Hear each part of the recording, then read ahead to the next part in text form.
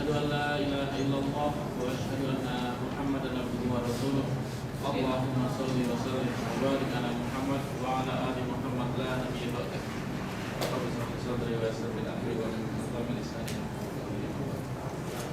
Bapak Ibu sekalian, alhamdulillah pada hari ini Allah mudahkan langkah kita. Allah beri kesempatan pada kita untuk mengikuti kajian Ramadan di mushola ini. Syukur, marilah rasa syukur kita aturkan dengan bacaan hamdalah bersama. Alhamdulillah. Salawat serta salam semoga senantiasa Allah curahkan kepada kedua kita Rasulullah Muhammad Sallallahu Alaihi Wasallam, kepada keluarga beliau, para sahabat, serta kepada seluruh kaum muslim sekalian hingga yaumil akhir nanti, dan semoga kita termasuk dalam golongan orang-orang tersebut. Amin. Bapak Ibu sekalian, untuk kajian Ramadan hari ini, tausiah Ramadan hari ini, insyaallah akan disampaikan oleh Ustaz Budi Asyari, masih melanjutkan topik tahun lalu, Sirah Nabawiyah. Karena memang sirah itu kan panjang ya, jadi ini juga perlu waktu yang panjang. Untuk mempersingkat waktu, langsung saja Ustaz, nanti sampai jam 1 kurang 10 atau 12.50 nanti ada sesi tanya jawab 10 menit. Waktu dan tempat bersilakan. Terima kasih.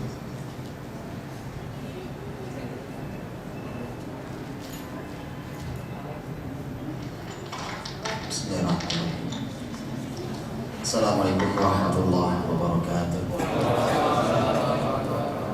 Alhamdulillah, hamdan katsiran thayyiban mubarakan fih, kama yuhibbu rabbuna wa yarda.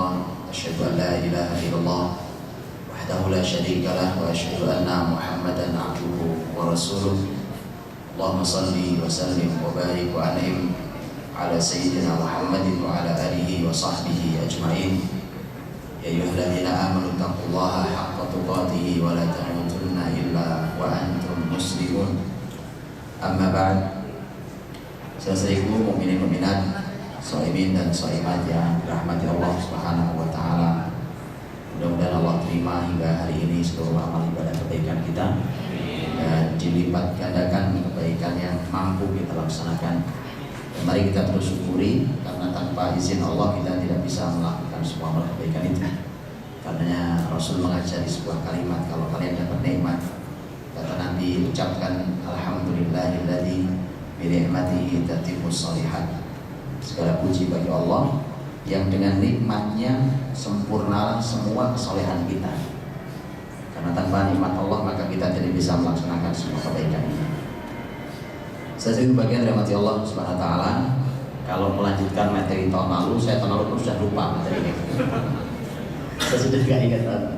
Saya nggak ingat, mungkin teman-teman lebih nggak ingat lagi, atau mungkin malah ada yang ingat. Saya nggak tahu kalau ada yang ingat. Tapi saya ada beberapa kali pertemuan di sini. Saya memang sengaja mengambil di sini yang lebih banyak karena lebih dekat ke rumah saya sebenarnya alasannya. Ya, dan Ramadan ini memang saya memutuskan untuk tidak banyak keluar dari rumah karena menembus, ini bagian dari tanggung jawab saya sebagai seorang ayah, menembus hari-hari yang sudah dalam waktu 2 tahun ini saya habis waktu saya keliling di Indonesia ini. Saya janjikan ke anak-anak saya bahwa Ramadan saya janjikan saya di rumah, nggak kemana-mana, sehingga kalaupun ada kajian hanya siang hari, itu pun dekat-dekat di sini, nggak jauh dari rumah saya. Baik, teman-teman rahmati Allah, kalau di jadwal kalau saya tidak salah ada 5 pertemuan dengan saya di masjid ini, dan kita akan membahas tentang Sirah Nabawiyah. Nanti kita lihat sampai mana, karena memang 5 kali bahas Sirah Nabawiyah, ya terserah mau bahasnya mau cara apa ya. Mau bahasnya selesai juga bisa, tapi membahas selesai di 5 pertemuan itu hanya ya kulit tanpa makna. Bahkan kulit aja nggak selesai kulitnya kan, kulitnya sudah selesai. Karena saya dan tim punya satu kegiatan yang kita namai dengan Akademi Sirah, namanya itu belajar Sirah itu 24 jam. 24 jam, jadi tinggal dibagi berapa pertemuan. Itu selesai saja kejar-kejaran. 24 jam tinggal dibagi berapa pertemuan, itu Itu pun seluruh peserta kita wajibkan untuk membaca buku Sirah Nabawiyah Ar-Rahiqul Makhtub yang terjemahan karya Sofirah Al-Barakuni. Itu buku yang kita rekomendasikan untuk dibaca pembelajar awal Sirah Nabawiyah. Ya tidak banyak, paling sekitar 400-an halaman. Itu semua peserta harus baca selesai, baru masuk kelas. Nah, nanti kalau tidak begitu, nanti kita ngomong kemana tidak nyambung. Tapi yang namanya ngaji nguping kayak seperti ini ya sudah pendapatnya nggak apa-apa ya. Namanya juga. Alhamdulillah masih. Insyaallah ya kan. Karena kita punya setelah Syawal, setelah Ramadan, mungkin bulan Syawal kita malah akan buatkan belajar sirah 3 hari selesai gitu, atau 4 hari selesai gitu. Tapi intensif. Itu karena itu kemarin saya ke daerah Karanganyar juga. Kalau itu sih sebuah lembaga pendidikan besar, jadi saya memberikan training Sirah Nabawiyah kepada semua staf gurunya. Baik, teman-teman dirahmati Allah. Saya ingin, karena saya tahun lalu lupa materinya apa saya sampaikan, kalau ada ingat tulis saya. Tapi saya ingin memulai dari usia Nabi SAW. Saya udah bahas belum terlalu Pak? Gak belum ya? Saya mau membahas kalau gitu. Saya menyebutnya dengan peta usia Nabi SAW. Ini manfaatnya besar buat kita. Selain kita nanti mengetahui dulu, ini semacam global view-nya. Ya, jadi secara umum kita tahu dari awal sampai akhir secara umum. Jadi peta umumnya. Kan kalau mappingnya jelas kan enak. Oke, saya buatkan mapping awal sejarah hidup Nabi dari awal beliau lahir sampai beliau wafat. Ini mapping awalnya. Tetapi saya ingin fokus nanti pada tema usia. Karenanya saya menyebut dengan peta usia Nabi SAW yang manfaatnya buat peta usia kita. Buat peta usia kita. Saya mulai dari hadis Nabi SAW ketika hadis ini diriwayatkan oleh Imam Ibnu Majah dalam sunannya, hadis sahih, disahihkan oleh Al-Albani rahimahullah. Rasulullah SAW menyampaikan, a'maru ummati ma baina 60 ila 70 wa aqalluhum man yujawizu dzalik. Umurnya umatku itu hanya antara 60 sampai 70 tahun. Dan sedikit yang melewati itu. Ya. Maka dari itu sebenarnya teman-teman, ternyata kalau dirata-rata usia umat Muhammad ini kisarannya kalau dirata-rata hanya 60 sampai 70. Itu silakan. Kalau yang ahli statistik boleh dibuatkan. Anda boleh menantang ini untuk menguji kebenaran kalimat wahyu. Silakan diuji. Bahkan yang punya teori, kan ada teori hari ini makin sejahtera usia makin panjang. Yuk kita uji. Gak akan lebih dari 60-70 kisaran usia rata-rata. Ada yang melewati, kata Nabi, tapi sedikit yang melewati itu. Usia 70 lewat sedikit. Hadis ini kalau antum perhatikan berarti antara 60 sampai 70. Ternyata persis usia Nabi sendiri antara 60 sampai 70. Beliau wafat umur berapa? 63 tahun. Artinya usia beliau memang betul antara 60 sampai 70 tahun. Abu Bakar As-Siddiq radhiyallahu anhu pun ternyata meninggal di usia yang sama. Karena setelah Rasul wafat, nanti pemimpin pengganti Rasul adalah sahabat mulia Abu Bakar As-Siddiq radhiyallahu anhu, khalifah pertama. Abu Bakar As-Siddiq meninggal di usia 63 tahun. Umar bin Khattab radhiyallahu anhu, khalifah kedua setelah Umar, ternyata juga meninggal di usia yang sama, 63 tahun. Ini gak janjian meninggalnya sebenarnya. Karena beda-beda. Rasul meninggal tahun 11 Hijriah, Abu Bakar meninggal tahun 13 Hijriah, Umar meninggal tahun 23 Hijriah. Beda-beda. Tapi usianya 63. Utsman radhiyallahu anhu meninggal di usia salah. Dia lebih tua usianya kan. Utsman meninggal di usia 80-an tahun. Ini yang paling tua dari Khulafaur Rasyidin. Ali bin Abi Thalib radhiyallahu anhu meninggal di usia 63 tahun. Padahal Ali bin Abi Thalib meninggal di usia pada tahun 40 Hijriah. 40 Hijriah. Kalau Utsman meninggal tahun 36 Hijriah.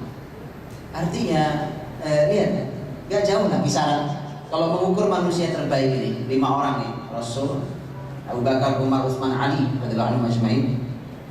5 ini yang lewat 70 cuma 1 orang. Betul? Utsman radhiyallahu anhu. Bahkan sampai manusia terbaik pun sama.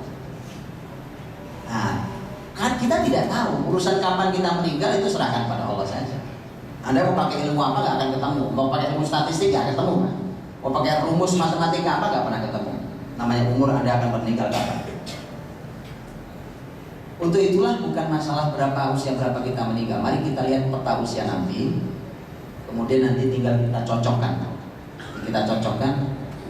Dengan peta usia kita.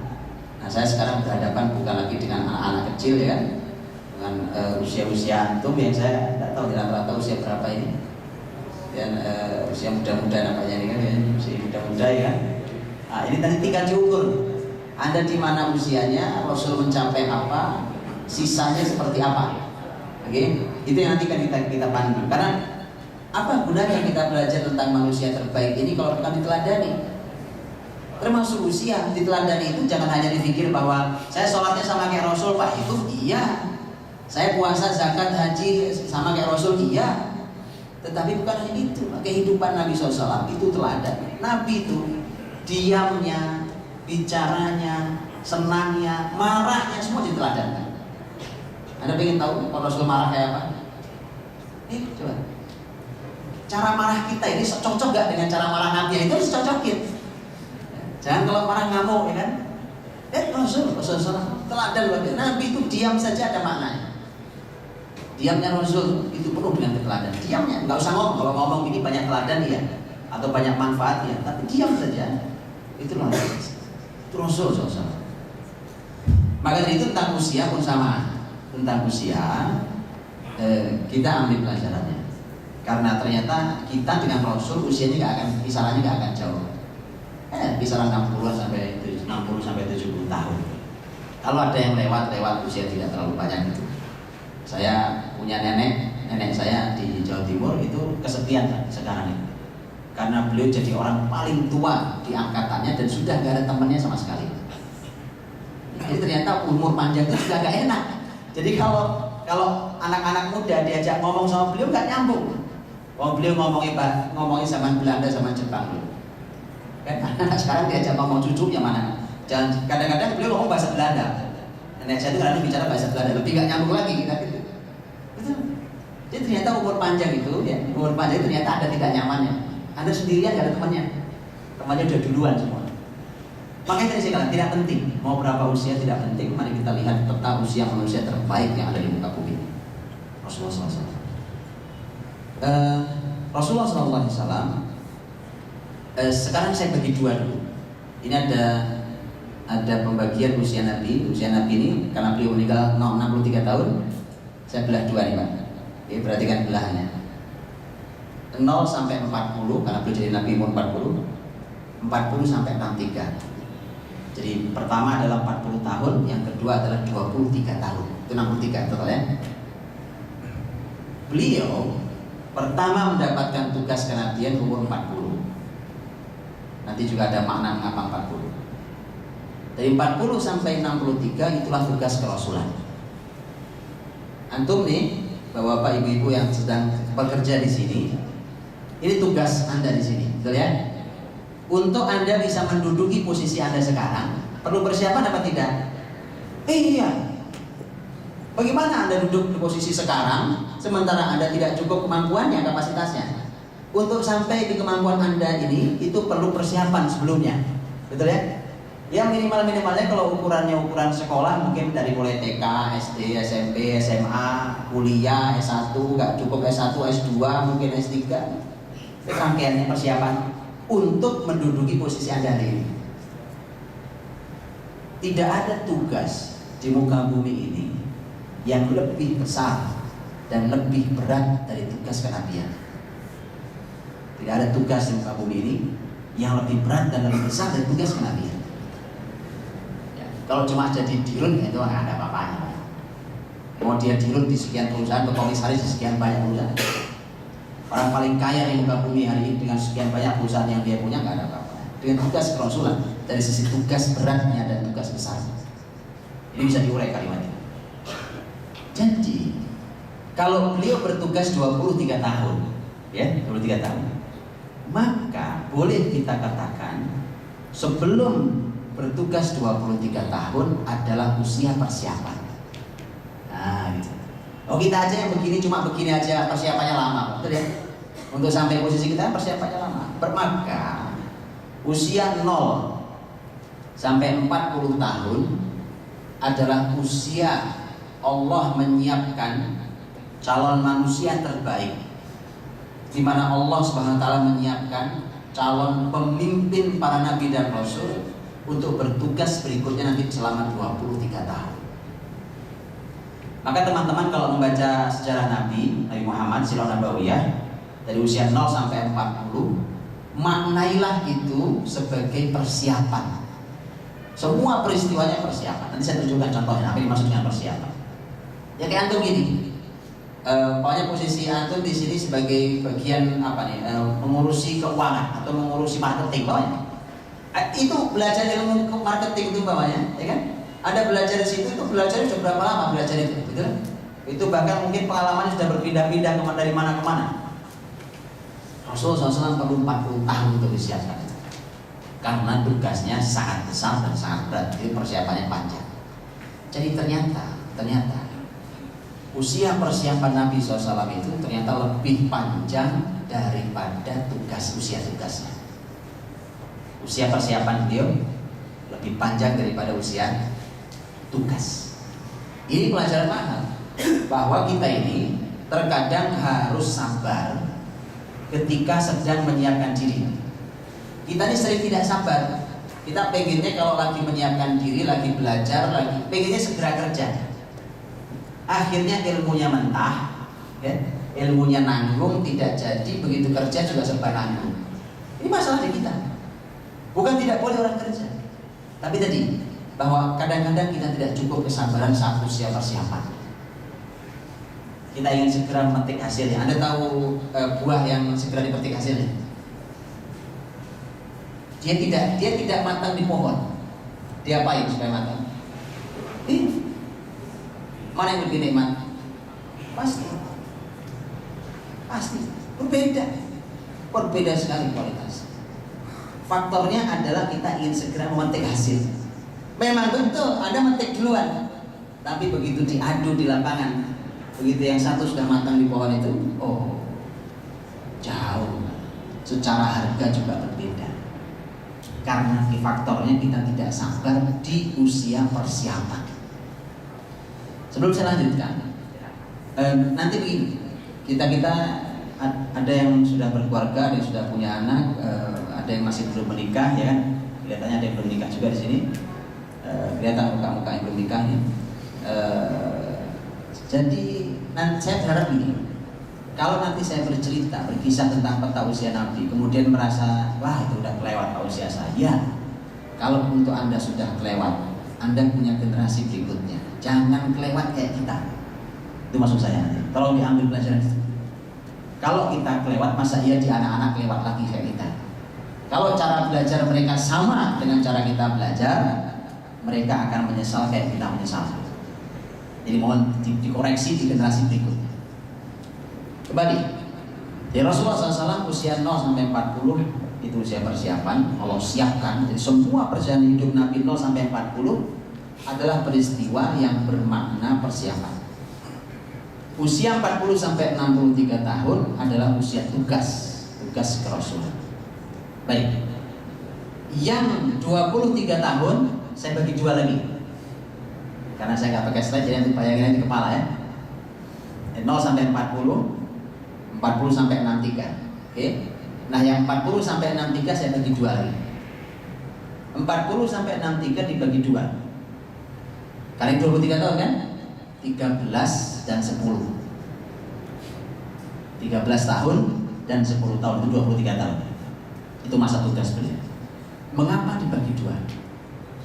Karena dalam perjalanan tugas Nabi SAW itu ada namanya fase Mekah, ada fase Madinah.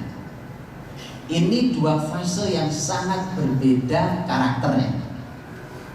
Itu sangat berbeda karakter dua fase ini. Jadi fase Mekah dan fase Madinah.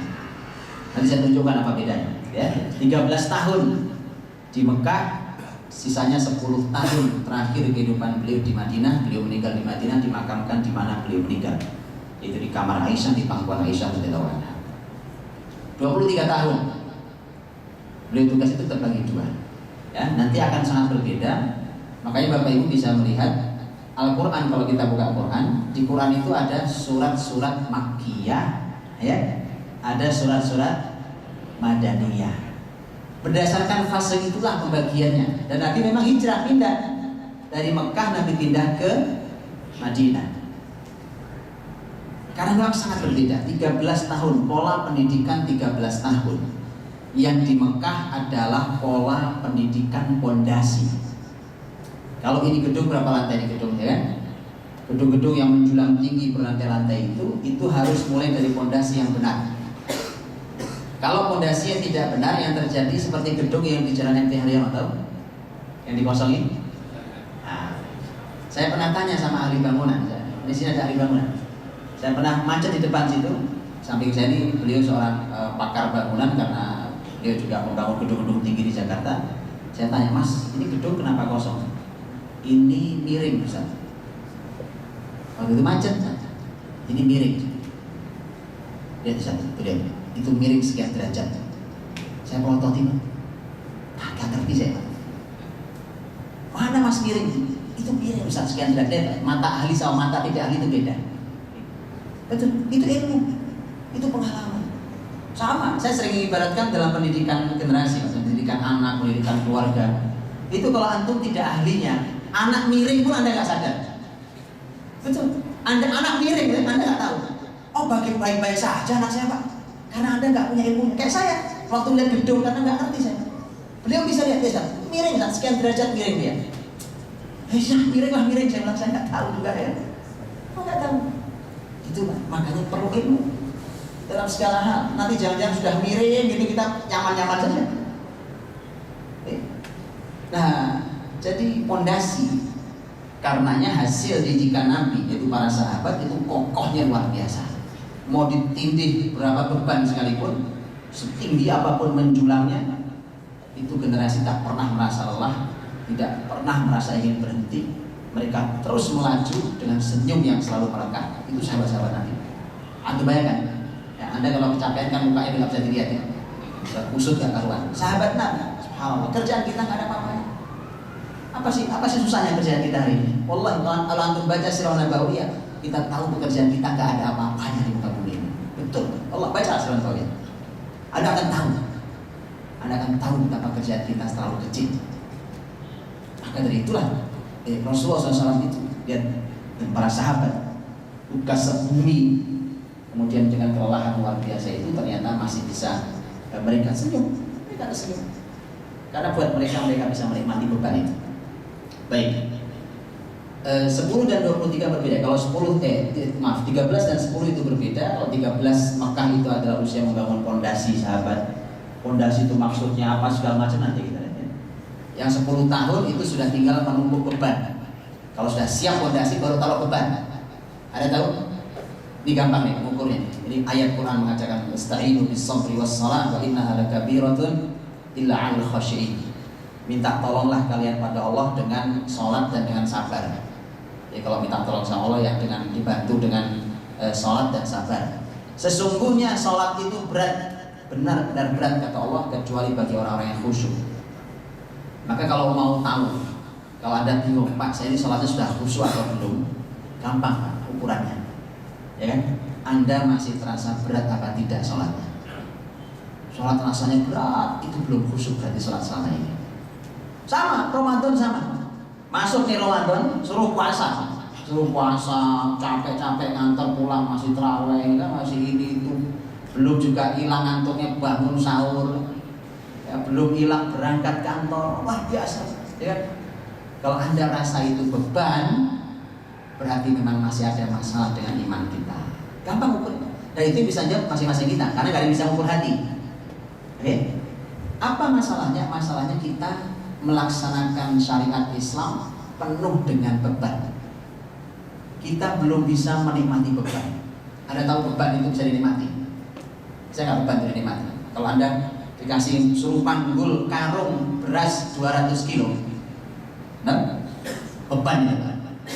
Begitu Anda taruh itu, ya, selesai sampai tempat Anda taruh, Anda sedih atau Anda senang?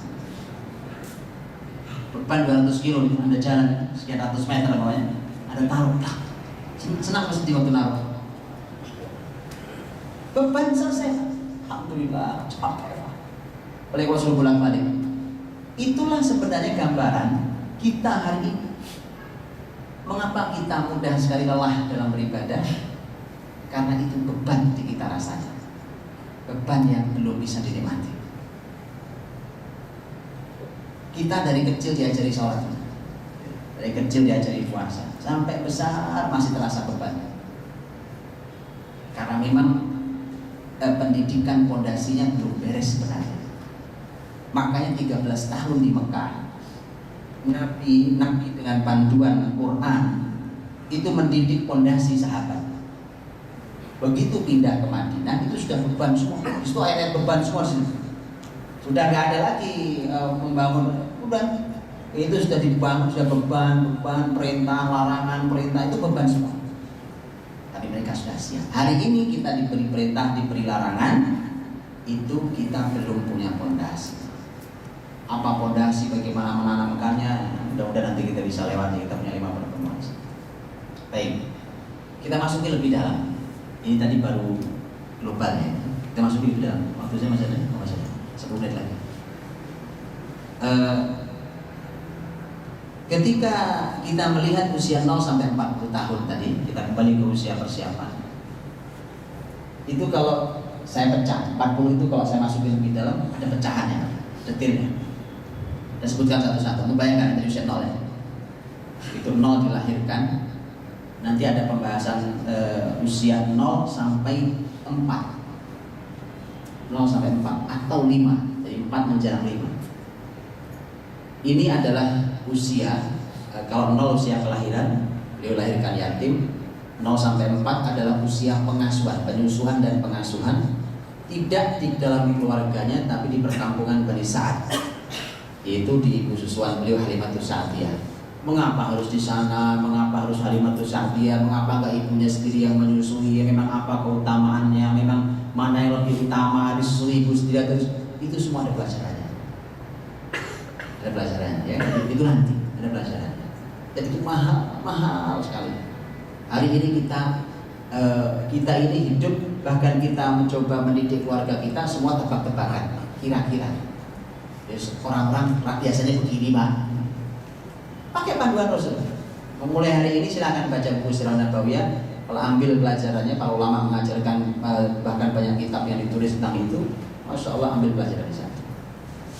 Karena hasil didikan Nabi adalah hasil terbaik yang pernah ada. Sebagaimana sabda beliau sendiri, khairun nasi qarni, thumma alladhina yalunahum, thumma alladhina yalunahum. Kata Nabi, generasi terbaik adalah generasi itu. Itu hasil didikan terbaik. Kemudian setelahnya. Usia 0 sampai 4 adalah usia pengasuhan di perkampungan Bani Sa'ad. Kampung Bani Sa'ad itu dari Mekah, karena wilayah di Mekah ya. Itu 170 kilo jaraknya. Kurang lebih 170 kilo. Bayangkan anak masih merah, bayi merah dibawa perjalanan 170 kilo. Pernah ya? 170 kilo dididik di perkampungan Bani Sa'ad. Ini semua adalah semua keinginan Allah Subhanahu wa taala untuk menyiapkan calon manusia terbaik itu. Calon nabinya. Makanya saya katakan semua peristiwa di bawah 40 tahun adalah usia persiapan. Dari usia 5 sampai usia 6 itu adalah usia dikembalikan pada ibunya. Ada pelajaran-pelajaran di sana. 5 sampai 6 bersama ibunya. Hanya setahun bersama ibunya meninggal. Jadi persis usia 6 tahun. 6 tahun kalau kita usia SD kelas 1 ya. SD kelas 1 persis itu usia Nabi Muhammad yatim piatu. Bapaknya sudah meninggal, ibunya pun meninggal di usia 6 tahun. Dari 6 tahun sampai 8 tahun diasuh oleh kakeknya Abdul Muttalib. Dengan pelajaran-pelajaran yang ada di sana buat kita semua. 6 sampai 8 tahun. Dari 8 kakeknya meninggal di usia 8. Jadi Nabi Muhammad itu usia 8 tahun sudah kehilangan ayahnya, kehilangan ibunya. ibunya kehilangan kakek yang sangat dicintainya. 8 tahun. Perih. Nabi hidupnya perih. Ya, kita Masya Allah semua lengkap ya. Itu aja anaknya nggak jadi. Lihat Rasul kita itu kadang-kadang keadaannya tidak ideal. Itu sengaja kita supaya dapat pelajaran kita. Bahwa Rasul kita keadaan tidak ideal, hasilnya dahsyat. Ini bukan masalah, itu kan Rasul, bukan itu, beliau teladan. Dan beliau bisa diteladani. Dan contoh yang seperti ini bukan hanya pada Rasul, generasi orang-orang hebat setelah Rasul itu juga banyak yang begitu. Nah kita lengkap semua, ada bapak, ibu, suami, istri, anak, semua lengkap sampai cucu masih ketemu. Nggak jadi. Ada masalah, ada yang salah. Kalau kita koreksi. Baik, 8 tahun kakeknya meninggal, diamanahkan pengasuhan kepada paman Nabi yaitu Abu Thalib. Di Abu Thalib lama diasuh sampai Nabi Muhammad menikah. Tapi di masa Abu Thalib ada usia 12, peristiwa besar di usia 12 tahun. Nanti ada usia Muhammad mulai menggembala, dapatkan upah sedikit dari penggembalaan kambing. Usia 12 tahun mulai diajak dagang oleh Abu Thalib ke negeri Syam. Kalau disebut negeri Syam, dari Mekah ke negeri Syam itu lebih dari 1000 km. Dari Condet kemana? Dari Pasar Kurman 1000 km. Jawa Timur kan? Jawa Timur. Antum bayangkan anak 12 tahun, perjalanan lebih dari 1000 km. Bukan perjalanan Indonesia, Pak. Yang perjalanannya sekarang gitu. Hijau, enak, ya, play mobil hari ber-AC. Padang pasir. Padang pasir kan ada pohon tempat berteduh kalau panas. Ya, jadi lihat apa pelajarannya, apa semua itu berharga banget. Untuk anak kita yang umur 12 tahun, ini kan usia 12. Oke, dari 12 kita bisa pindah ke usia 15. Ada peristiwa di usia 15, ada peristiwa perang disebut dengan Harbul Fijar. Ini perang terjadi. Mekah itu jarang perang, beda dengan Madinah. Kalau Madinah dikit-dikit perang, dikit-dikit perang. Beda. Kalau Mekah itu jarang perang. Ini juga ada pembahasan. Ada pembahasan mengapa Mekah jarang perang, Madinah sering perang. Itu ada pembahasan sendiri dan itu ada pelajaran buat Indonesia. Coba ya kan. Luar biasa. Saat dari mulai analisa kasus sampai solusi ada semua di sini. Bahasa. Ya. 15 mulai perang. Usia ada peperangan terjadi, cukup besar peperangan terjadi. Kemudian terlibat, anak ini terlibat. Disebutkan Rasul Muhammad terlibat tapi tidak langsung pada perang, tapi dia hanya membantu pamannya untuk ngambil anak panah untuk pamannya memanah. Tapi anak 15 tahun terlibat dalam perang, dia kebayang kan? Bukan usia anak-anak itu berperang 15 tahun, taruhannya nyawa. Usia 20 tahun ada sebuah peristiwa yang dikenang oleh Rasulullah SAW, di mana usia 20 tahun itu adalah usia perjanjian damai. Akhirnya semua sudah kita buat perjanjian damai dengan kesepakatan siapapun yang berbuat zalim harus dihentikan kezalimannya. Itu dibuat perjanjian di rumah Abdullah bin Jada'an, salah seorang tokoh besar di Mekah. Dan Nabi Muhammad umur 20 tahun itu termasuk yang diundang untuk perjanjian damai itu. Terbayang kan? Umur 20 tahun sudah diundang di pertemuan besar untuk mendamaikan sebuah masyarakat. Di kita 20 tahun baru belajar tawuran. Bayang? Ya kan? Ini yang tawuran, yang enggak ya. 20 tahun Nabi. Makanya Nabi kenal betul. Kata Nabi, kalau saya sekarang saat jadi Rasul diundang lagi untuk acara perdamaian seperti itu, maka pasti akan saya datang. Saya pasti akan datang. Itu bukti bahwa Islam senang dengan perdamaian. Tapi tidak menghilangkan saya jihad. Saya perang ya perang. Tapi urusan damai Nabi sangat suka. Lebih suka damai. Siapa orang suka perang? Gak ada. Quran gak akan mengatakan perang itu kalian gak suka tapi wajib buat kalian. Coba ya kan? Gimana? Kalau kita gak suka diwajibkan. Quran bicara kutiba alaikumul qitalu wa huwa kurhul lakum. Quran bicara soal Al-Baqarah. Diwajibkan pada kalian perang. Jadi kalau memang sudah tiba masa perang, wajib perang. Itu ada syaratnya, ada aturannya, ada fikirnya itu ya, nggak boleh sembarang. Padahal kalian tidak suka dengan perang itu. Ya nggak suka, siapa yang datang kita yang mau perang? Kita nggak mau perang, kita sudah berharap damai itu. 20 tahun, 25 tahun beliau nikah.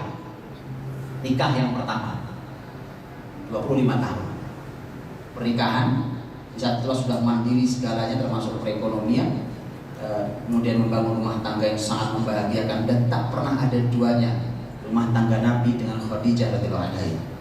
Tak pernah ada istri yang bisa menggantikan kebaikan Khadijah radhiyallahu anha. 35 tahun Nabi SAW adalah tokoh di masyarakat, termasuk 35 kan masih cukup muda ya, ada 35 tahun di sini kan?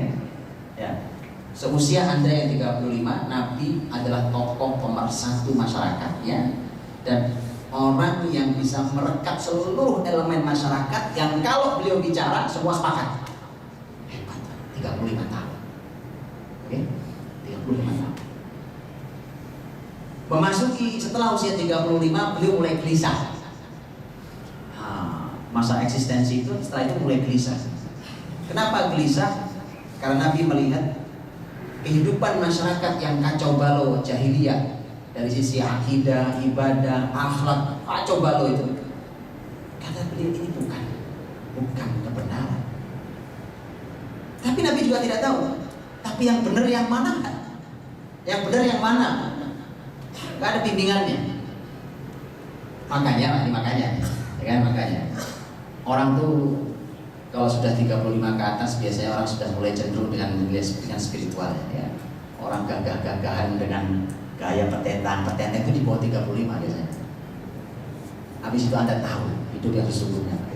Makanya jangan nyesel ketika Anda salah jalan baru mentok baru sadar umur 35, jangan nyesel itu bahaya. Makanya tolong diukur. Dengan semua itulah yang mengantarkan beliau sampai nanti beliau naik ke Gua Hira dalam sebuah kegundahan besar, mencari kebaikan itu dan seterusnya. Kemudian usia 40 turun wahyu pertama di Gua Hira. Kita tahu Iqra bismi rabbikal ladzi khalaq. Itu 0 sampai 40 tahun. Baik. Oke. Nanti saya tunjukkan satu contoh tentang sebuah hikmah, tapi nanti. Izinkan saya pecah lagi yang 13 tahun setelahnya. Jadi usia 40 sampai usia 53 tahun. Usia 40 sampai 53 tahun. Saya berikan pecahan. 40 tahun beliau pertama berdakwah. 43 tahun 40 sampai 43. 43 tahun 40 sampai 43 adalah usia di mana Nabi dalam menyampaikan Islam itu cuma dari mulut ke mulut. Didatangi temannya, didatangi anak angkatnya, didatangi ini, pokoknya tidak ada dakwah terbuka kayak begini, nggak ada. Itu 3 tahun lamanya. 43 sampai usia beliau 50 tahun, dari 43 sampai 50 itu usia Nabi berdakwah terbuka, menghadapi berbagai macam gangguan, caci maki, intimidasi, bahkan ada sahabat-sahabat Nabi yang meninggal. Ada sahabat Nabi yang jadi korban sampai meninggal di usia itu. Tekanan luar biasa tekanan itu. Di situlah diuji semua kesabaran itu. Sementara muslimin waktu di masa tahun-tahun itu seperti apapun kejahatan mereka tidak boleh membalas. Muslimin tidak boleh membalas, itu perintah Quran. Rasulullah pun mengalami sama, cuma Rasul lebih ringan. Kenapa ringan? Karena Nabi berasal dari nasab mulia, nasab terhormat, sehingga tidak ada yang berani mengganggu Nabi Muhammad. Dikarenakan Nabi Muhammad keluarga besarnya, keluarga Bani Hashim adalah keluarga paling terhormat di masyarakat Mekah. Jadi kalau diganggu Muhammadnya, semua keluarga besarnya marah, walaupun mereka banyak yang belum beriman. Satu-satunya yang menjadi musuh dari keluarga beliau dari Bani Hashim, satu-satunya hanya Abu Lahab. Tabbat yada Abi Lahab wa tab. Hanya Abu Lahab satu-satunya. Kalau Abu Jahal itu Quraisy tapi bukan dari Bani Hashim, dari Bani Makhzum.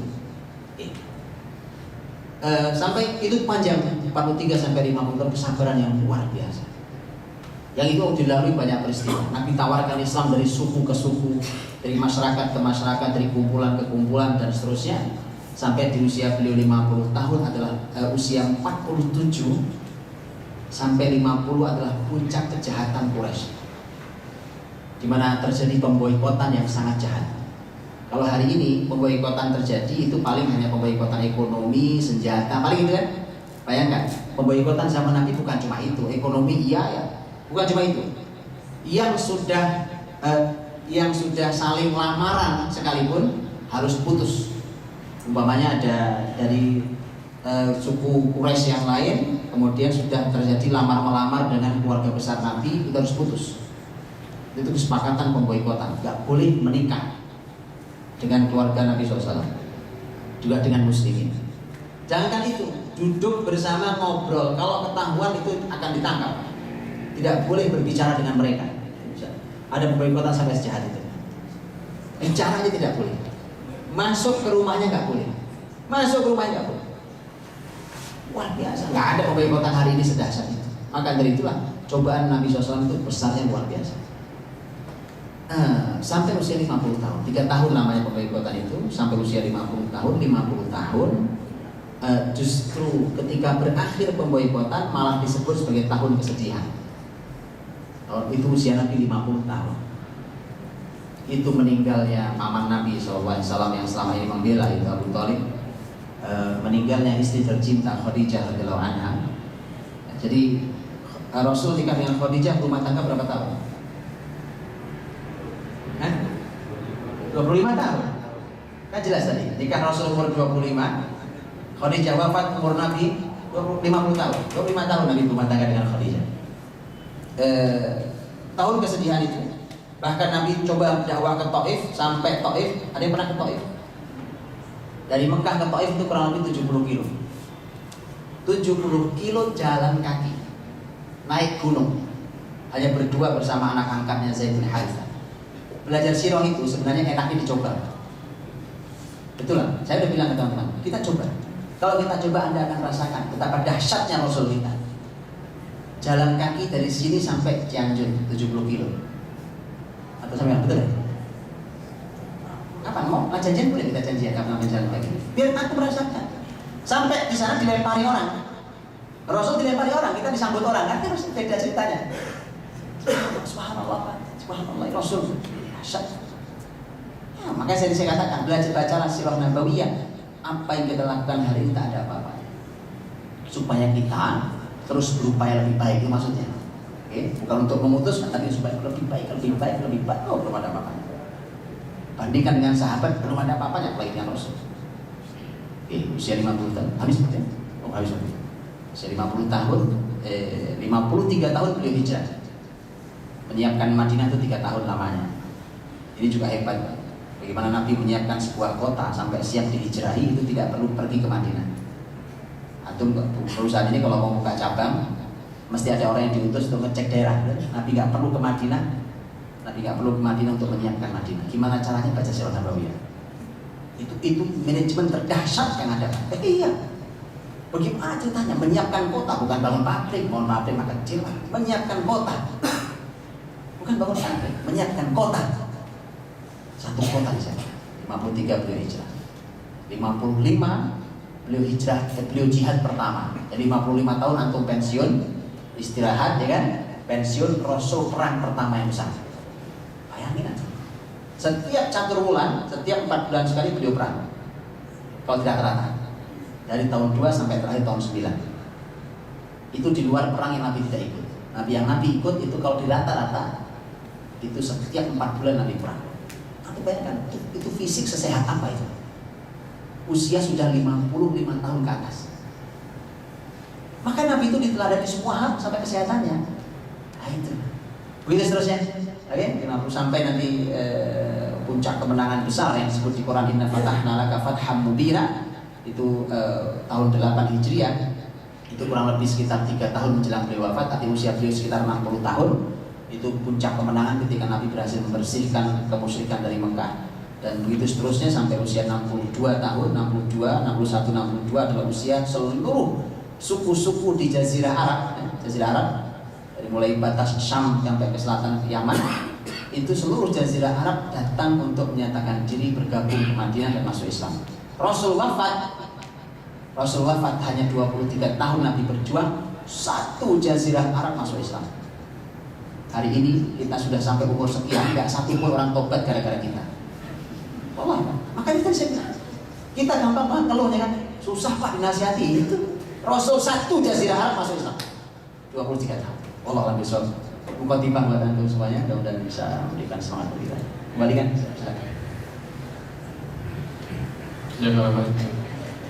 Baik, Bapak Ibu sekalian, tadi sudah disampaikan uraian mengenai mapping dari usia Rasulullah SAW. Diharapkan ini bisa jadi tauladan buat kita. Ada yang ingin dipertanyakan? Silakan.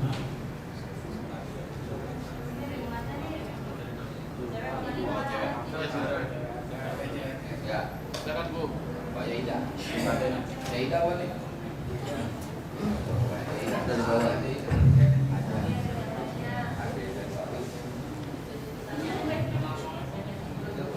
Ya silakan. Assalamualaikum Ustaz. Saya ingin bertanya, boleh nggak sih kita pilih-pilih kalau dalam menjalankan sunnah Rasul itu Ustaz? Jadi misalnya salah satu sunnah Rasul nggak boleh tidur habis subuh. Cuman kok berat ya kalau misalnya nggak bisa tidur habis subuh, bisa nggak ya Ustaz? Yang sunnah yang ini nggak usah diikutin deh, soalnya susah gitu. Gimana ya Ustaz? Terus misalnya Rasul kan penyayang kucing misalnya. Saya itu agak kurang suka gitu sama kucing gitu. Berdosa nggak ya Ustaz? Makasih Ustaz. Ya, yang pertama saya mau sarankan adalah Anda pelajari dulu yang disebut dengan sunnah itu. Sunnah itu apa, definisinya apa saja. Jangan sampai nanti hal-hal yang tidak dianggap sunnah disebut sunnah, atau sesuatu yang sunnah dianggap bukan sunnah. Ini supaya tidak salah. Siapa yang ngajari kalau Nabi senang kucing? Ibu pernah dengar di mana? Kalau Nabi senang kucing. Kalau Abu Hurairah senang kucing, iya. Sahabat Abu Hurairah itu sampai apa namanya ini? Lengan baju ya? Lengan bajunya. Enggak, lengan baju namanya. Lengan baju ini lebar, Pak. Abu Hurairah itu lebar. Itu kucing ditaruh di sini. Saking senangnya kucing. Abu Hurairah betul, makanya disebutnya bapak kucing. Kalau itu benar. Kalau Rasul penyayang semua binatang disayang, apalagi binatang disayang, apalagi manusia. Ya. Nabi orang yang sangat sayang pada dan Nabi ajari para sahabat yang senang dengan binatang itu seperti apa. Terus kemudian definisi sunnah itu apa itu sendiri? Itu masalahnya. Ya, tadi tidur setelah subuh ya. Tidur setelah subuh, kepentingannya apa tidur setelah subuh?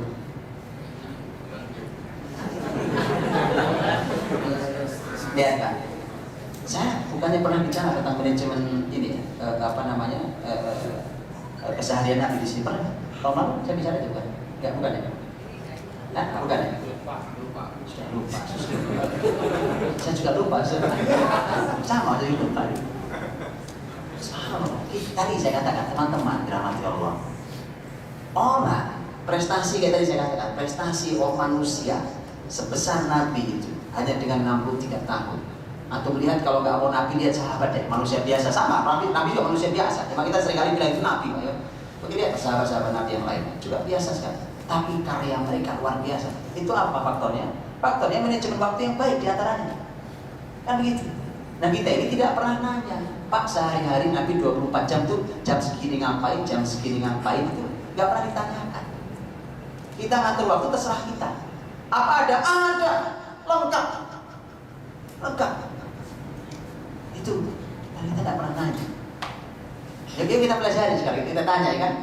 Nanti kalau untuk mau materinya saya terapkan pertemuan tersisa boleh untuk meminta. Kalau perlu, kalau enggak saya sampaikan kronologi. Kayak tadi contohnya, subhanallah, kenapa kita senang sekali tidur setelah subuh? Itu ada kesalahan dalam manage waktu.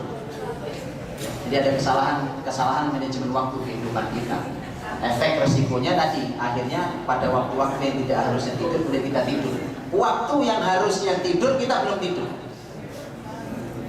Fatal masalahnya. Itu Anda mau analisa dari sisi kesehatan, sisi apapun semua bermasalah.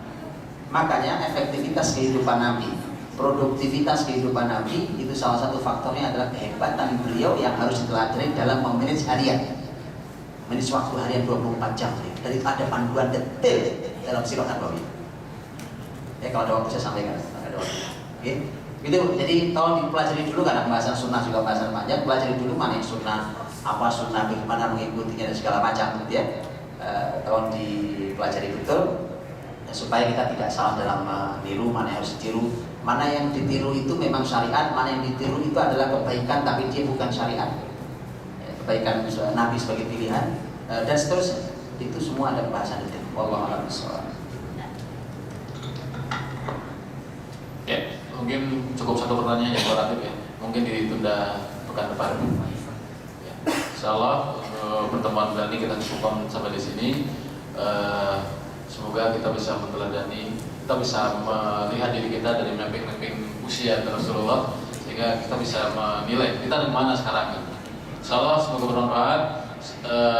Dari saya, kalau ada salah mohon maaf. Insyaallah untuk besok kajian lagi di waktu di tempat yang sama dengan tema Syiah. Ya, oke, itu aja dari kita, dari kami. Sebelumnya kita ditutup dengan doa ya, Ustaz. Assalamualaikum warahmatullahi wabarakatuh. Baik, kita tutup dengan doa untuk Allah berkahi hari-hari kita. Allah terima amal ibadah kita dan Allah berikan kita cahaya untuk membimbing diri kita dan keluarga kita semua. Allahumma shalli wa sallim wa barik ala Muhammad wa ala alihi wa sahbihi ajmain. Walhamdulillahirabbil alamin hamdan yuwafi ni'amahu wa yukafi mazidah. Ya Rabbana lakal hamdu wa lakal syukru kama yanbaghi li jalali wajhikal karim wa 'azimi sultanik. Rabbana taqabbal minna innaka antas samiul alim wa tub 'alaina innaka antat tawwabur rahim. Rabbana hab lana min azwajina wa dhurriyyatina qurrata a'yun waj'alna lil muttaqina imama. Allahumma ij'alna muqimis shalah wa min dhurriyyatina rabbana wa taqabbal du'a. Rabbana la tuzigh qulubana ba'da idh hadaytana wa hab lana min ladunka rahmah innaka antal wahhab. Rabbana atina fid dunya hasanah wa fil akhirati hasanah wa qina adzabannar. Subhana rabbika rabbil izzati amma yasifun wa salamun alal mursalin walhamdulillahi rabbil alamin. Subhanallah wa bihamdihi asyhadu an la ilaha